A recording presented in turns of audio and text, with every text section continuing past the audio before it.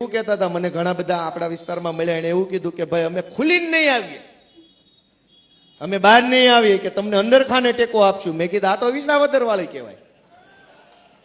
વિસાવદર વાળી એટલે હું કે ભાજપના મુખ્યમંત્રી આ મંત્રી તે મંત્રી બુટલેગર ને માફિયા ગુંડા તોડબાજો બધું વિસાવદર, અને પબ્લિકમાં ભયનો માહોલ ફેલાયો કે ગોપાલની સભામાં ફોટામાં આવી જાય એટલે તરત બીજા દિવસે પોલીસ સ્ટેશન થી ફોન આવે, ભાઈ હું છે, ખોટો કેસ કરું કે સુધરી જાય.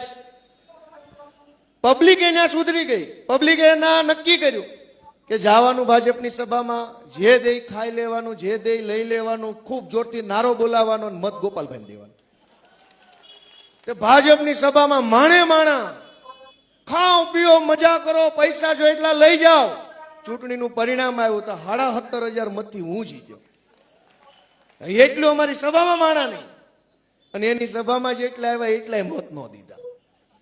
આ વિસાવદર વાળી એટલે આ કે જવાનું ખાવાનું મજા કરવાની મત દઈ આવવાનો હાવણામાં, એટલે થઈ જાય કલ્યાણ.